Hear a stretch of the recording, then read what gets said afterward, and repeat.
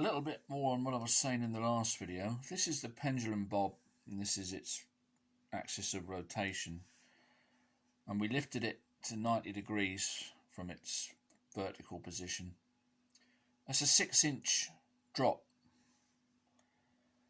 along this arc.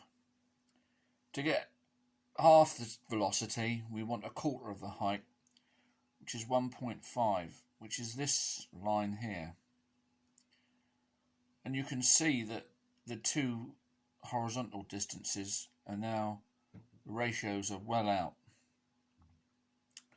But if we lower the bob and drop it from a 2-inch height, a quarter of that is the 1/2-inch height.